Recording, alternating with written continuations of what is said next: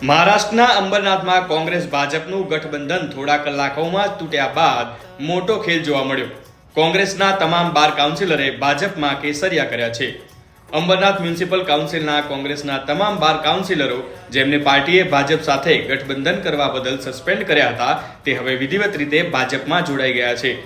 બુધવારે મોડી રાત્રે ભાજપના પ્રદેશ પ્રમુખ રવિન્દ્ર ચૌહાણે આ તમામનું પાર્ટીમાં સ્વાગત કર્યું હતું. અહેવાલો અનુસાર 20મી ડિસેમ્બરના રોજ યોજાયેલી અંબરનાથ નગરપાલિકાની ચૂંટણીમાં કોઈ પણ પક્ષને સ્પષ્ટ બહુમતી મળી નહોતી. સત્તા મેળવવા માટે ભાજપ અને કોંગ્રેસના સ્થાનિક નેતાઓએ હાથ મિલાવ્યા અને અંબરનાથ વિકાસ આઘાડીની રચના કરી. આ ગઠબંધનમાં અજીત પવારની એનસીપીનો પણ સમાવેશ થયો હતો.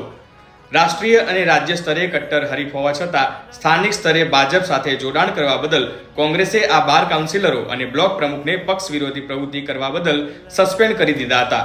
તમને જણાવી દઈએ કે મહારાષ્ટ્રની અંબરનાથ મ્યુનિસિપલ કાઉન્સિલમાં ભાજપ કોંગ્રેસ વચ્ચે ગઠબંધનના સમાચાર આવતાની સાથે જ બંને પક્ષોની ઠેકડી ઉડી હતી.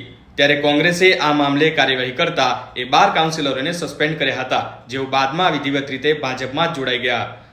કોંગ્રેસ પહેલા મુખ્યમંત્રી ફડણવીસે પણ અંબરનાથ અને અકોલામાં કોંગ્રેસ અને એઆઈએમઆઈએમ સાથે ગઠબંધન કરવા મામલે નિંદા કરી હતી અને કાર્યવાહી કરવાની પણ ચેતવણી આપી હતી.